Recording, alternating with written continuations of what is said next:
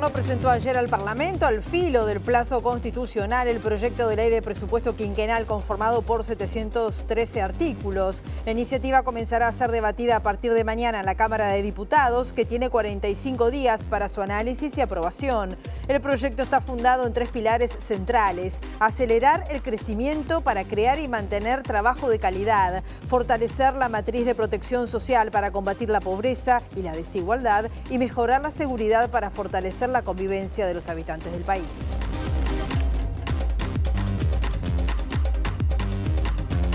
Hola, ¿qué tal? ¿Cómo están? Bienvenidas, bienvenidos a MBD Noticias. Comenzamos con la información con 19 grados a esta hora aquí en la capital. Una jornada que va a seguir con el cielo nuboso, cubierto, precipitaciones aisladas, mejorando con vientos del noroeste que van a estar soplando de 20 a 40 kilómetros por hora. Rachas de hasta 50 kilómetros, dice Inumet, y variables, agrega. La máxima que está anunciando Inumet es de 19 grados, la que tenemos a esta altura, así que no cabe esperar más en materia de temperatura. Vemos las cámaras del Centro de Gestión de Movilidad de la Intendencia de Montevideo, Vázquez Ledesma, entre Benito Blanco y Roque Graceras, hasta las 18 horas hay tareas de hormigonado. Buenos Aires entre Zabala y Maciel, hasta el 12 de septiembre van a estar allí en trabajos de saneamiento. Y en Asunción, entre Minas y Magallanes, hasta mañana, martes 2 de septiembre, hay tareas de carga y descarga.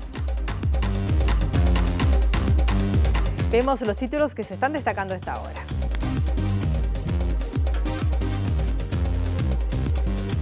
El diputado Bruno Giometti del Frente Amplio valoró positivamente que en el proyecto de ley de presupuesto se incluya la posibilidad de gravar tributariamente las ganancias de capital de los depósitos en el exterior. El diputado de Cabildo Abierto Álvaro Perrone anunció que trabajará en el refuerzo presupuestal del Hospital Militar y en la asignación de recursos para el aumento de los salarios del personal subalterno de las Fuerzas Armadas. La ministra de Transporte y Obras Públicas, Lucía Echeverri, dijo a MBD Noticias que el presupuesto enviado al Parlamento es factible de concretar y recoge buena parte de las prioridades que se ha planteado este gobierno. La empresa Claldi rechazó la propuesta realizada por el Ministerio de Trabajo de suspender el despido de 50 trabajadores para buscar otras alternativas, tal como lo anunció la semana pasada, y el ministro de Trabajo, Juan Castillo, dijo que le llama la atención y le preocupa que todos los despedidos sean trabajadores sindicalizados.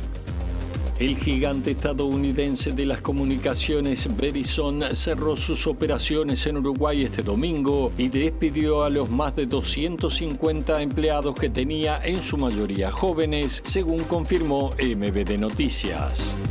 El presidente chino Xi Jinping presentó durante la 25ª cumbre de la Organización de Cooperación de Shanghái una iniciativa de gobernanza global con la que pretende construir un mundo más justo y equitativo en el marco del encuentro más grande realizado por el grupo en la ciudad china de Taiyín.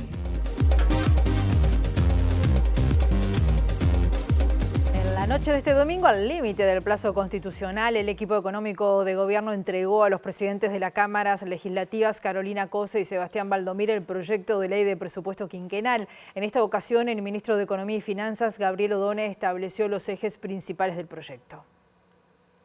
Esencialmente, como ustedes saben, este presupuesto tiene 3 grandes objetivos. En primer lugar, es el crecimiento con un fin específico, que es el trabajo. El crecimiento no es un fin en sí mismo, sino que es fortalecer la calidad del empleo y la calidad del trabajo en Uruguay, tanto en lo que tiene que ver con la cantidad de empleos como en cuanto a lo que son las remuneraciones. El segundo gran objetivo es fortalecer la materia de protección social, precisamente para reducir la desigualdad y reducir la pobreza. Y el proyecto contiene una serie de iniciativas al respecto. Y finalmente, el tercer eje es el de fortalecer y mejorar la seguridad. Somos absolutamente conscientes que es una demanda, está en el tope de la demanda ciudadana y por lo tanto el gobierno es sensible a atender esta prioridad.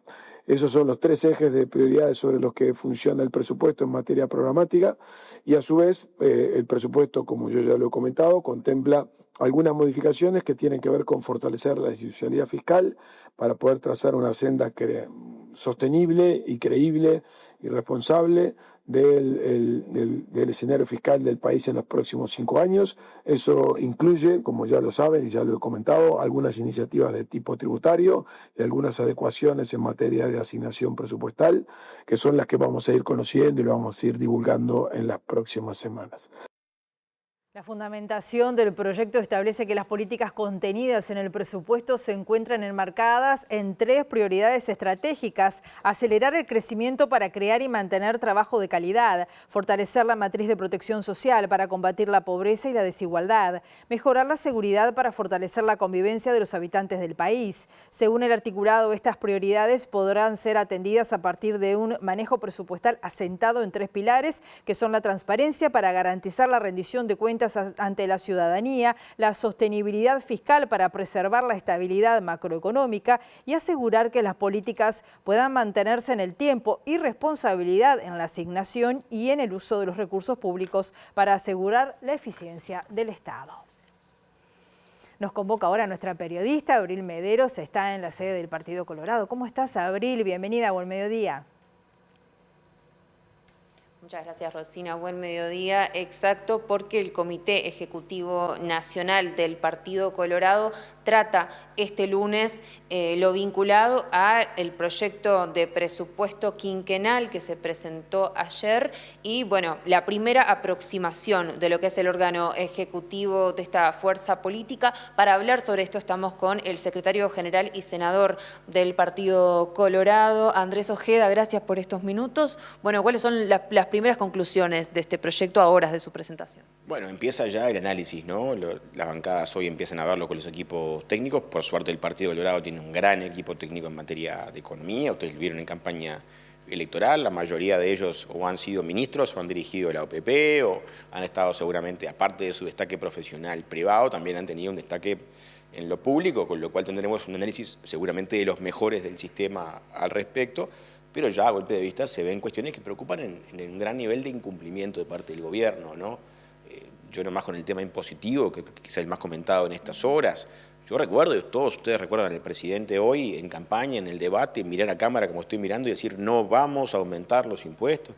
Incluso lo repitió, repito, no vamos a aumentar los impuestos, y llega el presupuesto pocos meses después de esa aseveración y aparecen nuevos impuestos y aumentos impositivos. Digo, yo creo que en ese sentido nunca le dijeron a la gente no los vamos a aumentar, salvo, nunca hubo ni un solo disclaimer. Entonces, no está bueno, porque siempre supimos que lo que se prometía no iba a tener condiciones económicas para cumplirse seguramente en base a las proyecciones que ya había.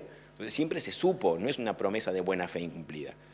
Y me quedo con el rapto de sinceridad del subsecretario de Economía, ¿no? Que termina asumiendo y diciendo que no van a poder cumplir con lo que prometieron porque no lo pueden pagar y siempre lo supieron. Entonces, yo creo que no vale todo por un voto. Y seguramente veamos en el correo de la semana, en la medida que esta lectura se profundice, para decirle a la gente, estamos hablando de cientos de artículos, más quizá unas 240 páginas de mensaje presupuestario. Esto implica analizarlo en detalle, llegó anoche, pero seguramente en estos días sigamos concretando cuestiones que refieren a cosas que no se cumplen de lo que se dijo en campaña. En esta observación que hace usted sobre los cambios impositivos, ¿hay ya una decisión tomada respecto de no acompañar estos artículos o aún así está en estudio? No, decisión tomada no hay ninguna. Todavía no nos hemos ni reunido, me habrás visto en conferencia, yo fui muy cuidadoso, aquí no se anunció nada. Lo que dijimos es primeras impresiones al respecto de lo que se ve. Entonces, más allá de lo que hagamos o no hagamos, lo que sabemos es que lo que se dijo no se está cumpliendo. Lo otro, marcar también algunas prioridades de lo que fue nuestra campaña electoral, por ejemplo, en materia de salud mental, que es quizá nuestro foco central de campaña, por fuera de los focos habituales, ¿no? Yo creo que obviamente los temas siempre prioritarios son la seguridad, el empleo, el salario, que son los que se comen la agenda. Yo creo que hay que elevar de categoría a la salud mental en ese sentido y por eso le hemos pedido a nuestro equipo de salud mental que analice en detalle lo presupuestal a este respecto, porque todos hemos hablado mucho en campaña, pero los pingos se ven en la cancha y acá quiero ver cómo el gobierno le va a poner foco a esto. Lo vamos a mirar en detalle porque creo que es un eje de trabajo que hoy amerita una prioridad que históricamente no ha tenido.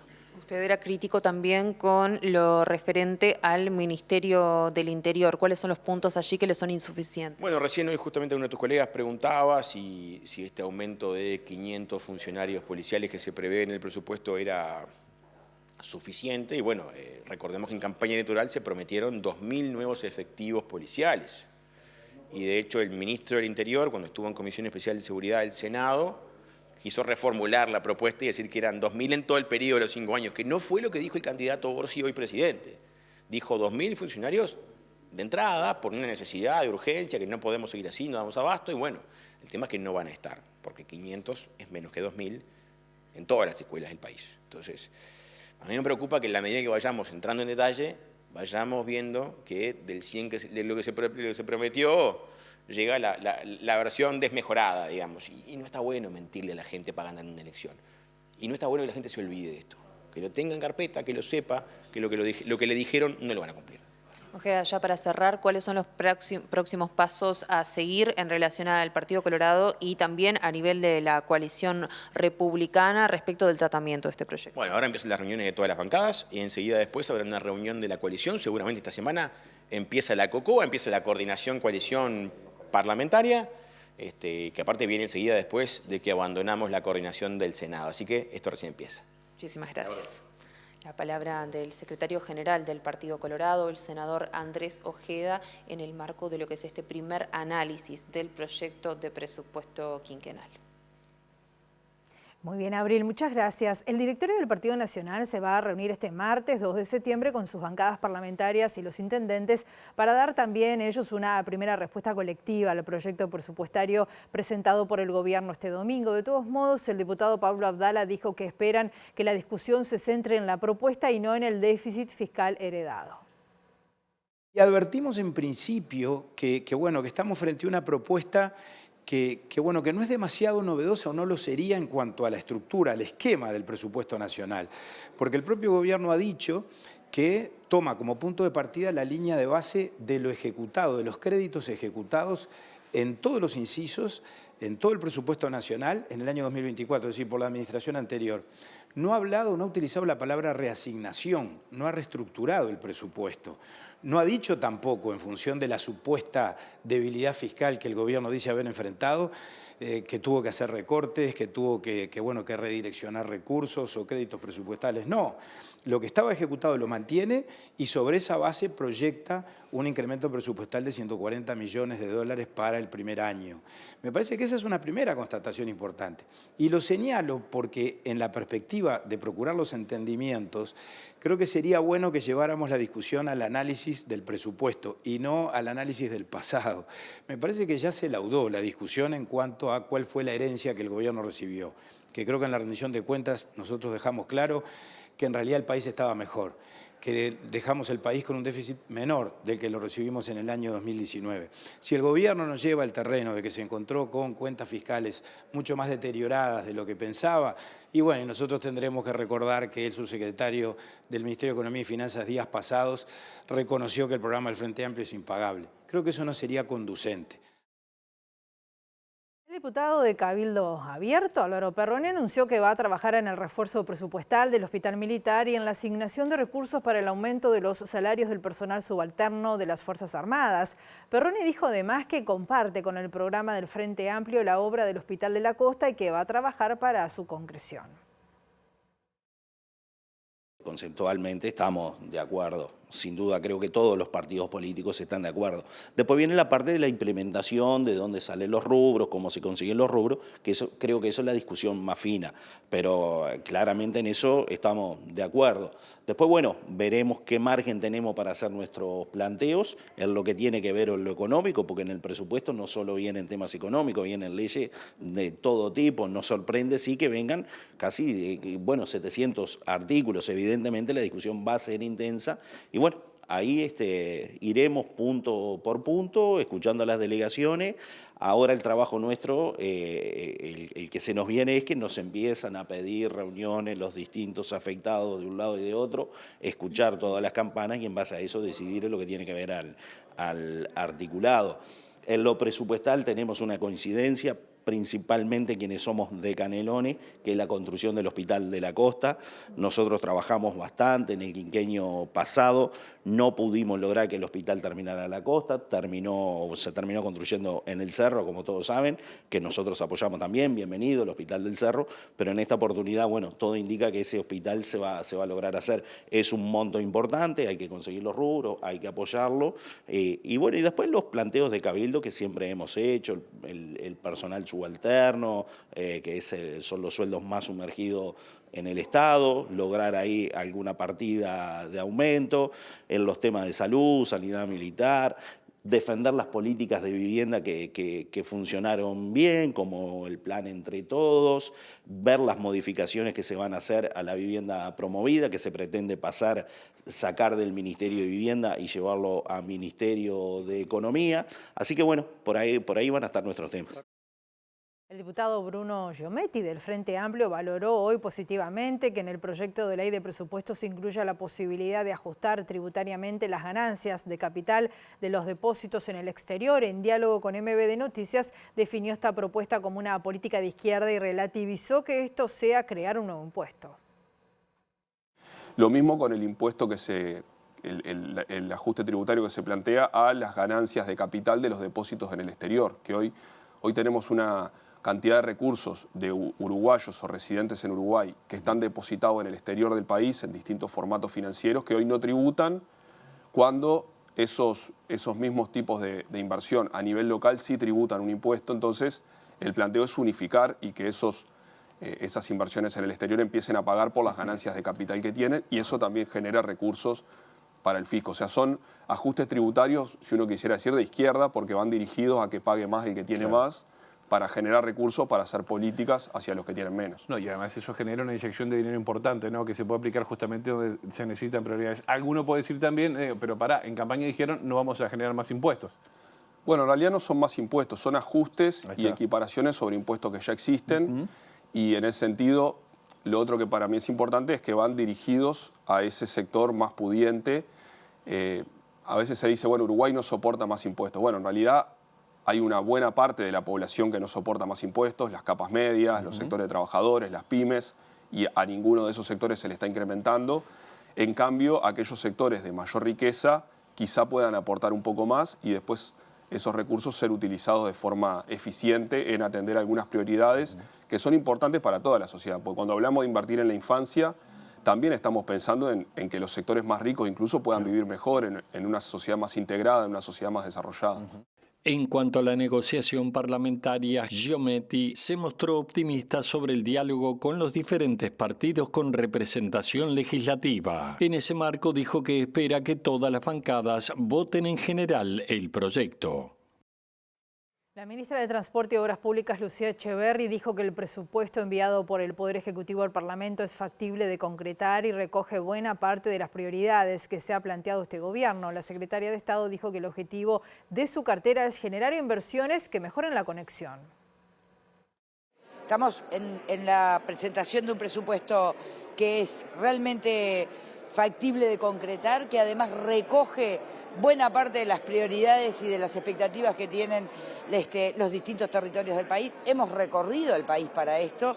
Hay en ese marco una inversión que se va a hacer, no solamente que va a consolidar la inversión que viene acumulando el país en los últimos años, sino que tiene un rumbo claro de generar intervenciones e inversiones con equidad territorial. Echeverri repasó algunas de las prioridades en materia de obras públicas que tiene su ministerio para la presente administración. Una de ellas es la Ruta 26, es la ruta transversal que atraviesa el país de este a oeste. Es un corredor internacional que permite, transitando por el país, unir carga y pasajeros desde Brasil hacia la Argentina. Eso es una inversión prioritaria.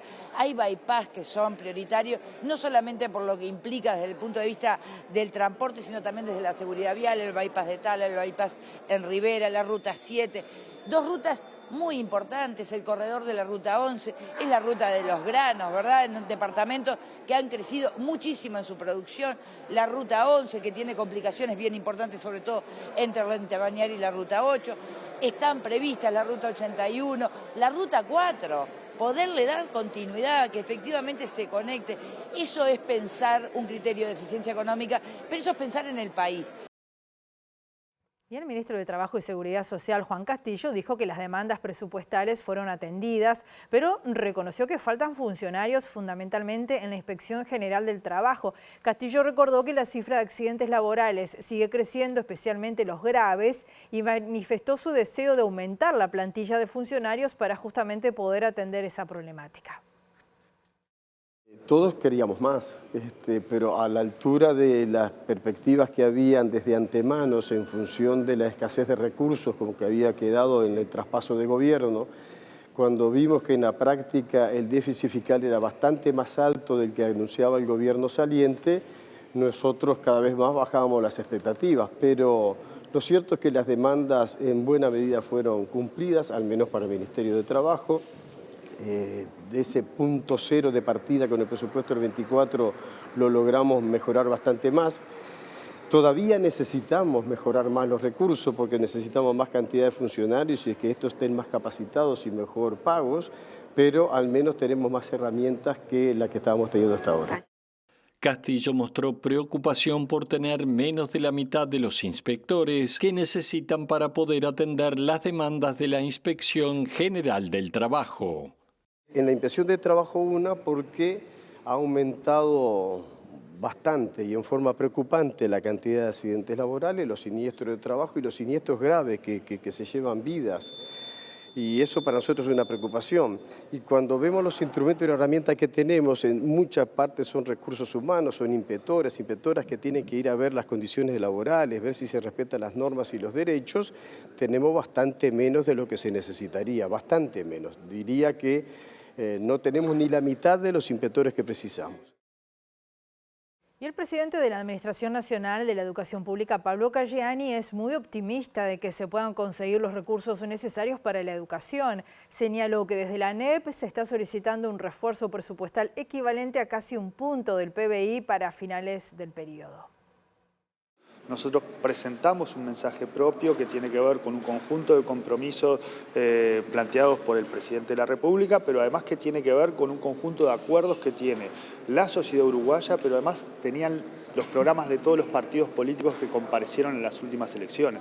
Entonces, generalizar la educación en la primera infancia, extender el tiempo pedagógico, que haya apoyos económicos para familias y gurises, ya sea a través del bono de inicio de clases o a través de becas en la educación media, alimentación en la educación media, generalización de lo terciario universitario y mejora de aprendizaje, digamos, porque en eso es lo que va lo educativo, es parte, digamos, de estos acuerdos y nosotros somos muy optimistas respecto a poder conseguir un conjunto de recursos que son importantes para este desarrollo de lo educativo.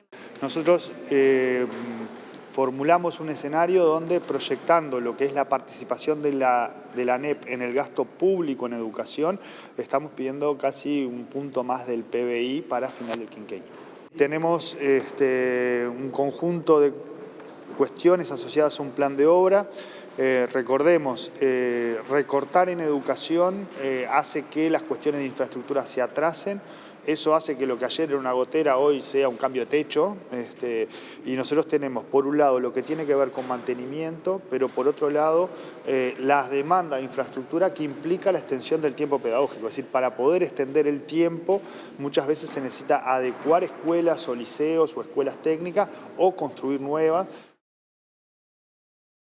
También en el ámbito educativo, los docentes de enseñanza secundaria del Zonal Oeste de Maldonado están realizando un paro en esta jornada en rechazo al plan piloto de asistencia estudiantil en el Liceo Invernici de Piriápolis, que pese a suspenderse el registro biométrico sigue vigente. Los estudiantes también se movilizan hoy. Y algo muy importante que está sucediendo hasta ahora es la presentación de la encuesta nacional sobre consumo de drogas en estudiantes de enseñanza media. Esto es en la sede de ANEP. Allí está nuestro periodista Eduardo Delgado. Buen mediodía, Eduardo, bienvenido.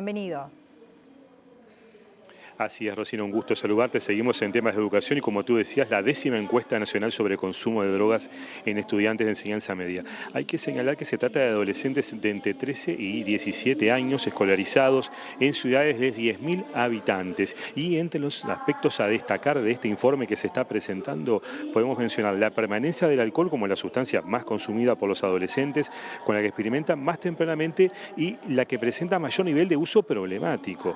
También un aumento persistente del consumo de bebidas energizantes, particularmente en los estudiantes de menor edad. El estudio también habla de que se hace más compleja las manifestaciones del consumo de nicotina y manifiesta en especial la emergencia de la administración a través de dispositivos electrónicos. Un dato también relevante es que hay un mayor nivel de consumo de alcohol, de cannabis, de tabaco y de tranquilizantes entre las adolescentes mujeres que en sus pares varones. Te cuento, Rosina, algunos de los porcentajes que maneja este estudio que en este momento presenta Jessica Ramírez de la Junta Nacional de Drogas. 82% de los estudiantes han consumido alcohol alguna vez en su vida. 67% de ellos declara haberlo hecho el último año y 42% el último mes. En bebidas energizantes, mismo porcentaje, 82% de estudiantes que consumieron estas bebidas alguna vez en su vida, en tanto 66% en el último año y 37% en el último mes. Otro de los datos que se maneja es el de los tranquilizantes. 15% de los estudiantes consumió tranquilizantes alguna vez en los últimos 12 meses y el 7% de ellos lo hizo sin ningún tipo de prescripción médica. Lo dejo con lo que está diciendo Jessica Ramírez de la Junta Nacional de Drogas. La proporción que muestra este tipo de riesgo se ha mantenido estable desde el 2009 hasta el 24.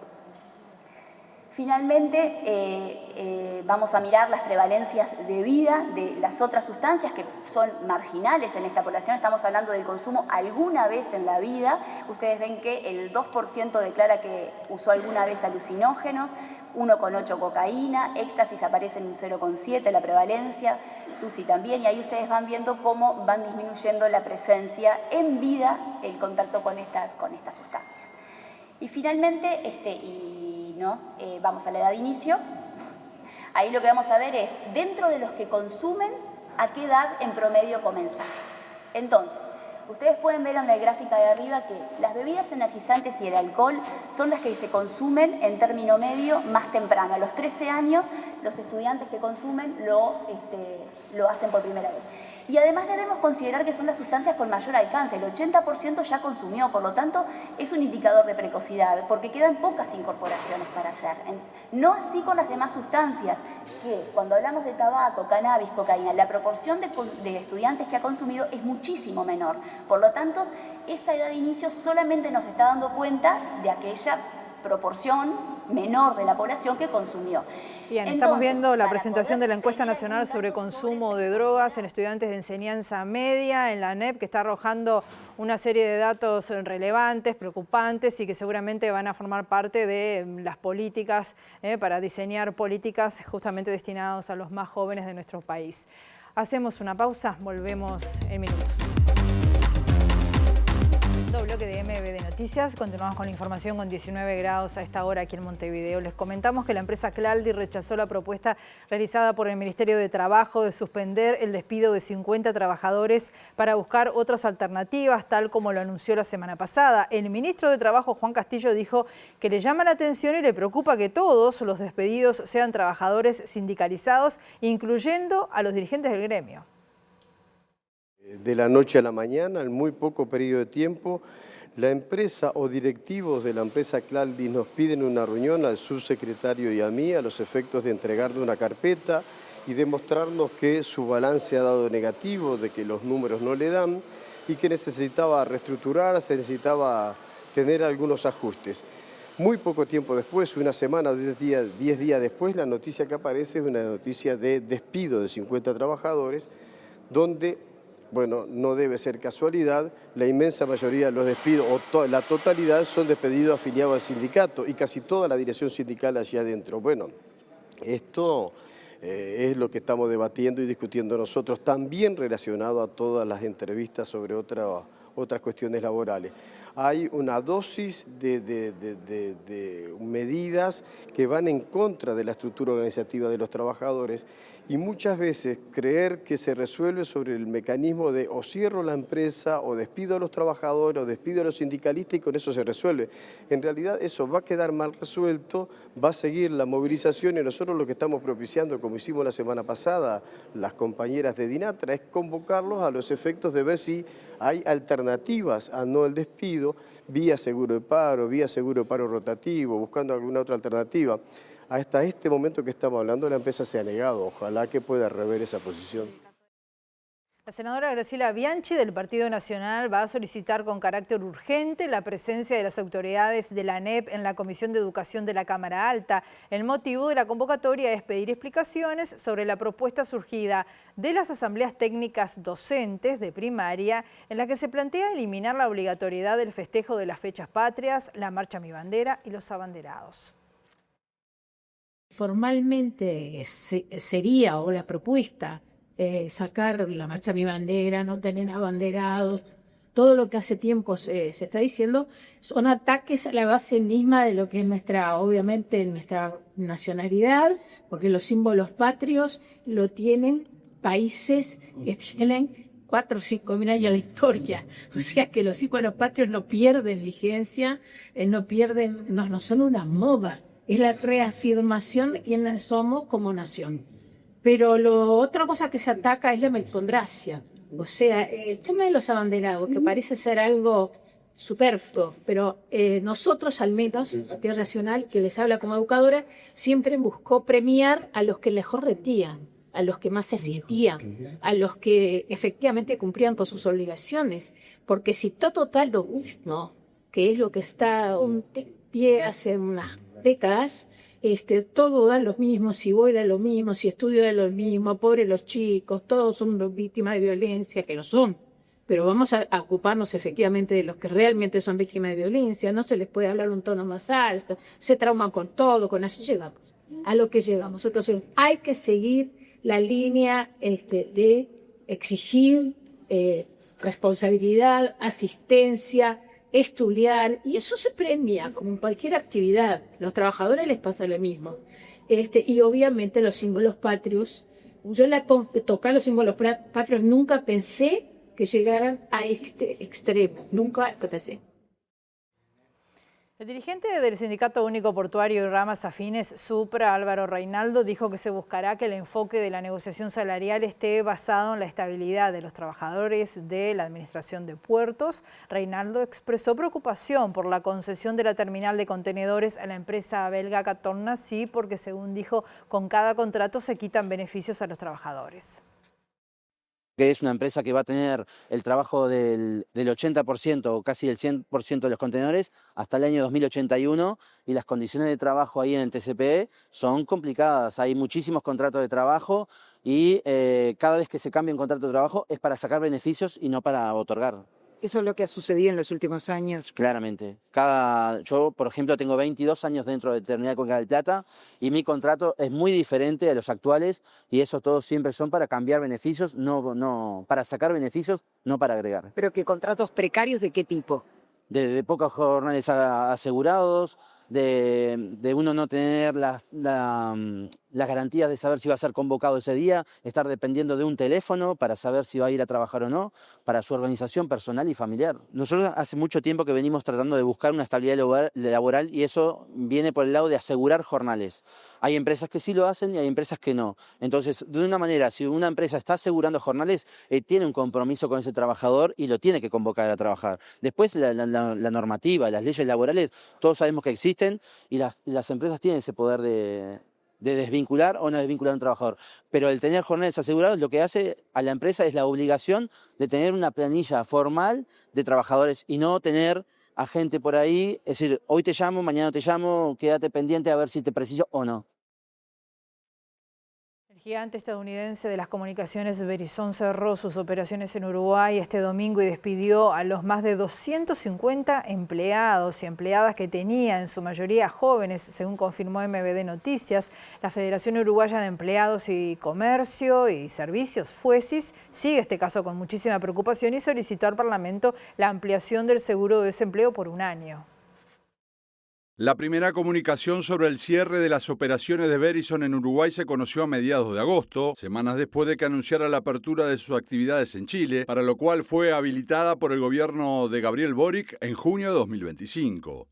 Si bien de la información aportada por la empresa en Uruguay no se desprende de que ambas cosas estén relacionadas, en un acta labrada en el Ministerio de Trabajo y Seguridad Social el 14 de agosto, consta como argumento una reestructura global por parte de Alórica, incluyendo la decisión de que el cliente se retire del país.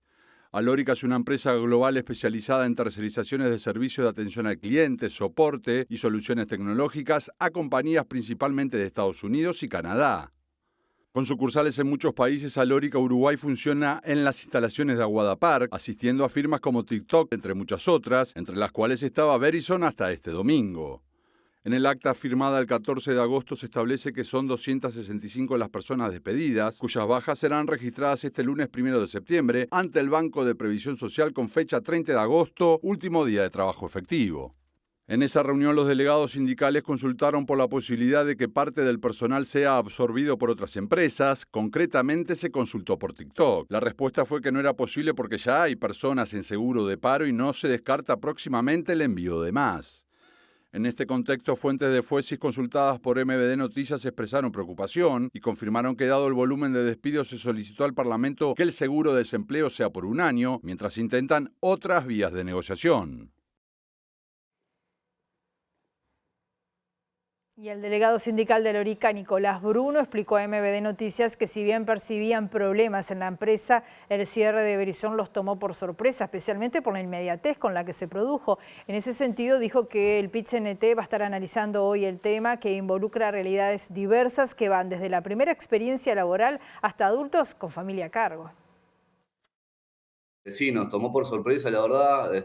Si bien nosotros esperábamos que el proyecto terminara porque no veíamos que fuera a buen puerto, digamos, no esperábamos que fuera tampoco así, de una cosa de 2 semanas ya está, ¿no? Sino que, como otros proyectos que han cerrado antes en Alórica, se han tomado más tiempo, ¿no? Nos han avisado, che, este proyecto va a cerrar, pero va a cerrar dentro de 2 meses, ¿no? Y la empresa siempre decía, bueno, nosotros estamos viendo si podemos conseguir nuevos clientes, ¿no? Bueno, este no fue el caso. Y sí, fue de 2 semanas a esta parte que terminaron que cerraron, ¿no? Que cerró el proyecto por ahora, Alórica sigue funcionando. Sinceramente no. Ahora que ya estoy medio por fuera estos días, me sigue llegando información, pero no.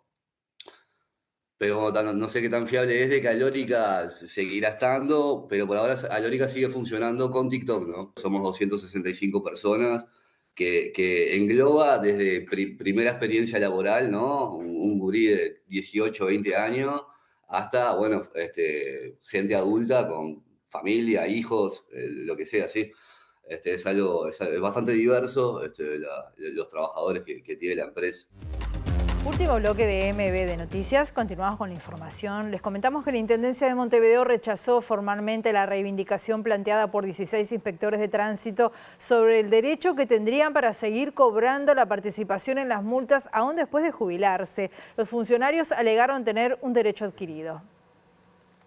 En la resolución 3255 de 2025, fechada el 18 de agosto, la Intendencia estableció en su punto 5 que los peticionantes, una vez jubilados, no configuran los requisitos necesarios para acceder al beneficio de participación en las multas, desestimando el planteo que habían realizado 16 funcionarios. De acuerdo con documentos existentes en el portal de la comuna, solo 2 de los funcionarios que iniciaron el reclamo están jubilados actualmente, una de ellas desde febrero de este año y el restante desde abril de 2024, mientras que los demás todavía estarían en funciones.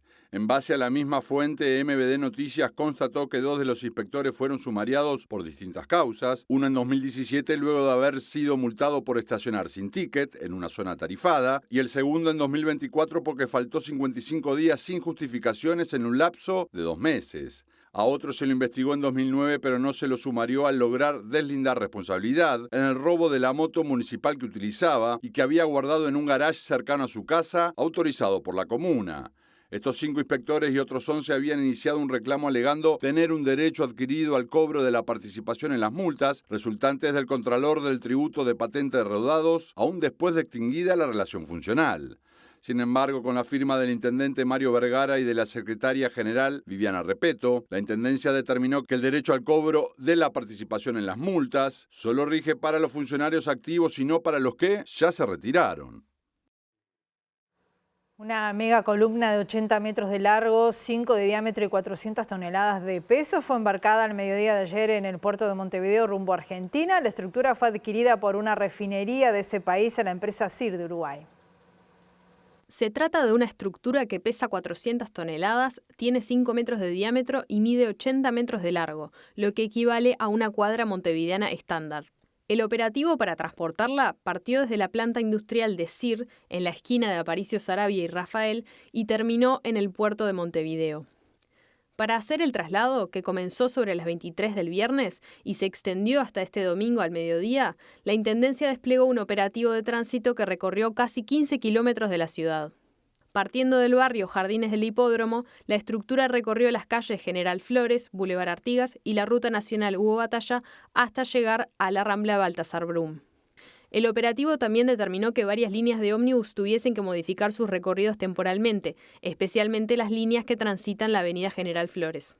La columna fue adquirida por un cliente denominado como confidencial por la empresa, pero informaron que se trata de una de las principales refinerías de Argentina. El Departamento de Movilidad de la Intendencia de Montevideo presentará en la primera quincena de septiembre un plan de infraestructura vial que recoge las principales acciones planteadas en la campaña electoral del intendente Mario Vergara. Este plan incluye acciones de mantenimiento vial, un plan de veredas, ciclovías y bicisendas y nuevas medidas de reordenamiento del tránsito en la ciudad. Nosotros en el marco de la estrategia que planteamos en la campaña electoral, en la estrategia Montevideo Más Ágil, planteamos una serie de hitos, ¿sí?, a cumplir al 31 de diciembre de 2025. Obviamente que el grueso va a ser desde el 2026 en adelante con la discusión presupuestal, pero sí vamos a presentar un plan de infraestructura vial con obras para mantenimiento de calles. Vamos a presentar un plan de veredas, el plan de veredas para rehabilitar y construir nuevas veredas.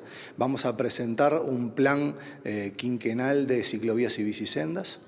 Y en este momento estamos trabajando en el armado de un primer paquete de medidas de ordenamiento de tránsito, que es la idea con esto es señalizar un poco, indicar cuál es la orientación de la Intendencia de Montevideo en esta materia, con una serie de medidas que abarcan varios rubros que los estaremos presentando las próximas semanas.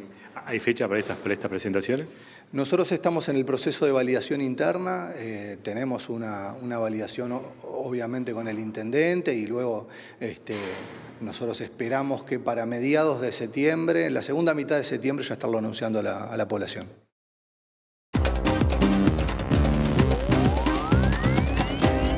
El presidente chino Xi Jinping presentó durante la 25ª cumbre de la Organización de Cooperación de Shanghái una iniciativa de gobernanza global con la que pretende construir un mundo más justo y equitativo, esto en el marco del encuentro más grande realizado por el grupo en la ciudad china de Tianjin.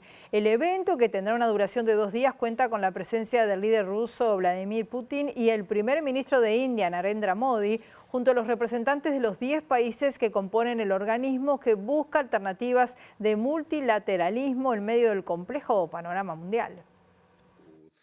El presidente chino Xi Jinping criticó este lunes el comportamiento intimidatorio en el orden mundial al inaugurar la cumbre de la Organización de Cooperación de Shanghái en la ciudad norteña de Tianjin, donde exhortó a los líderes participantes, entre ellos Vladimir Putin de Rusia y Narendra Modi de India, a adherir a la equidad y la justicia, oponerse a la mentalidad de la Guerra Fría, la confrontación campal y el comportamiento intimidatorio. intimidatorio. La Organización de Cooperación de Shanghái, creada en el año 2001, celebra una cumbre de 2 días con sus 10 países participantes: China, India, Rusia, Pakistán, Irán, Kazajistán, Tayikistán, Uzbekistán y Bielorrusia, junto a otros 16 países afiliados como observadores o socios de diálogo. China y Rusia se han referido a la organización como una alternativa a la OTAN, dado que la actual situación internacional se vuelve caótica e interconectada, declaró Xi a los asistentes, afirmando que las tareas de seguridad y desarrollo que enfrentan los Estados miembros se vuelven más desafiantes, según dijo. Por su parte, en una entrevista publicada el sábado por la agencia china Xinhua, Vladimir Putin afirmó que la reunión servirá para reforzar la capacidad de la organización para responder a los desafíos y amenazas contemporáneas y consolidar la solidaridad en el espacio euroasiático compartido. El presidente ruso declaró este lunes que la Organización de Cooperación de Shanghái podría asumir el liderazgo en el proceso de formación de un sistema de gobernanza global más justo, luego que Xi Jinping presentara una iniciativa con la que pretende construir un mundo más justo y equitativo. Más de 800 muertos, miles de heridos es el saldo hasta el momento de un devastador terremoto de 6 grados de magnitud en la escala de Richter que se produjo en Afganistán y cuyo epicentro se localizó cerca de la frontera con Pakistán, provocando además varias réplicas que aumentaron el nivel de destrucción. Un sismo de gran magnitud y varias réplicas devastaron la zona este de Afganistán, causando al menos 800 muertos y unos 2.755 heridos en las provincias de Kunar y Nangarhar, según cifras oficiales de las autoridades talibanes divulgadas este lunes. El epicentro, ubicado a 27 kilómetros de la ciudad de Jalalabad y a una profundidad de 8 kilómetros, desató una emergencia nacional que ha movilizado a equipos de rescate nacionales e internacionales que deberán enfrentar la situación en un país con una infraestructura muy frágil y devastado por años de guerra. El impacto del terremoto se sintió en una amplia región, alcanzando incluso a Kabul y ciudades del vecino Pakistán como Islamabad, y de acuerdo con el Servicio Geológico de Estados Unidos, más de 1,2 millones de personas percibieron movimientos sísmicos fuertes o muy fuertes. Las viviendas afganas, construidas mayoritariamente con ladrillos de barro, sufrieron colapsos generalizados, dejando a cientos de familias sin hogar y atrapadas entre los escombros, por lo que el número de víctimas podría aumentar. Los equipos de rescate comenzaron a trabajar de inmediato para localizar posibles sobrevivientes bajo los escombros, pero los deslizamientos de tierra provocados por el sismo han bloqueado rutas claves, lo que complica el acceso a las zonas rurales más afectadas y donde las comunicaciones resultan casi inexistentes. Nos vamos, volvemos en la edición central a las 18:30 horas o mañana a las 8 la primera edición. Que pasen muy bien.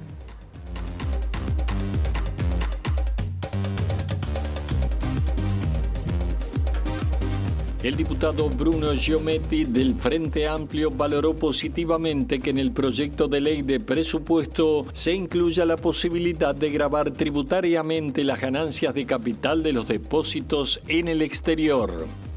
El diputado de Cabildo Abierto Álvaro Perrone anunció que trabajará en el refuerzo presupuestal del Hospital Militar y en la asignación de recursos para el aumento de los salarios del personal subalterno de las Fuerzas Armadas. La ministra de Transporte y Obras Públicas, Lucía Echeverri, dijo a MBD Noticias que el presupuesto enviado al Parlamento es factible de concretar y recoge buena parte de las prioridades que se ha planteado este gobierno. La empresa Claldi rechazó la propuesta realizada por el Ministerio de Trabajo de suspender el despido de 50 trabajadores para buscar otras alternativas, tal como lo anunció la semana pasada, y el ministro de Trabajo, Juan Castillo, dijo que le llama la atención y le preocupa que todos los despedidos sean trabajadores sindicalizados. El gigante estadounidense de las comunicaciones Verizon cerró sus operaciones en Uruguay este domingo y despidió a los más de 250 empleados que tenía, en su mayoría jóvenes, según confirmó MBD Noticias. El presidente chino Xi Jinping presentó durante la 25ª cumbre de la Organización de Cooperación de Shanghái una iniciativa de gobernanza global con la que pretende construir un mundo más justo y equitativo en el marco del encuentro más grande realizado por el grupo en la ciudad china de Taiyín. El gobierno presentó ayer al Parlamento, al filo del plazo constitucional, el proyecto de ley de presupuesto quinquenal conformado por 713 artículos. La iniciativa comenzará a ser debatida a partir de mañana en la Cámara de Diputados, que tiene 45 días para su análisis y aprobación. El proyecto está fundado en 3 pilares centrales: acelerar el crecimiento para crear y mantener trabajo de calidad, fortalecer la matriz de protección social para combatir la pobreza y la desigualdad y mejorar la seguridad para fortalecer la convivencia de los habitantes del país.